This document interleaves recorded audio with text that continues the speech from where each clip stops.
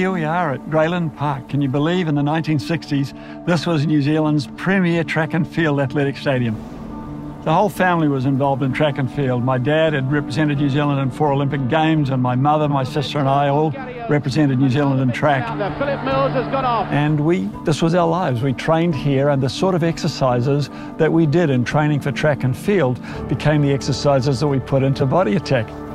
I went away to university in the US. I had a track scholarship at UCLA in 1974 and saw the birth of aerobics there. And when I came back 4 years later to New Zealand, I said to my dad, we had a public gym by that stage, and I said, we should do this. We should do some exercise to music classes because they're great.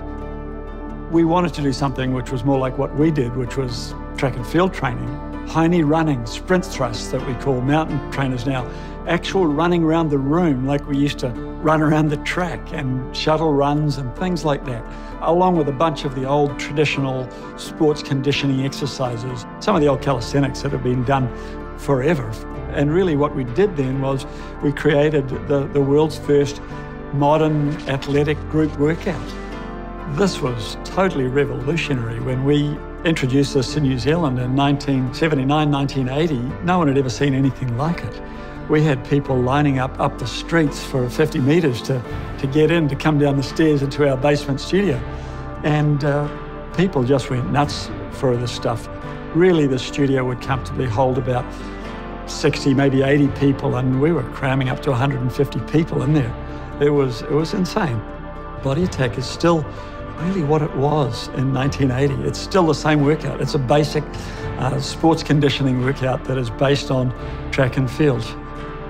But of course, it was met with horror by the fitness establishment at the time. It was considered very un-PC.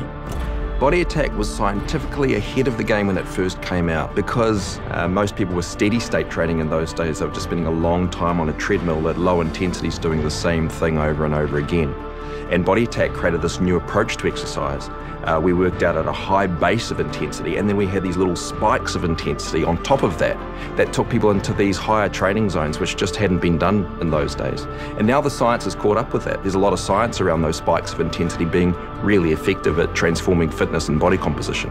So I think Body Attack was one of the first programs to really start to use that as an approach. And I think that was because it was designed by athletes, people who really like to train. And they knew how they'd want to train, they knew what kind of results they were after, and they just set the program and designed it that way. Body Attack has the science, but it also has the emotional effect. I believe that one of the things that has made Body Attack last for so long is how it really serves people emotionally. They come together in this massive group with a common purpose. It's kind of what we call the group effect. And they get this feel of team camaraderie, all going towards this common goal of exercise and fitness. But it's more than that. It's really that group effect and that team supporting each other, which supports you not only physically, but also emotionally towards people's goals. It's quite a spectacular thing.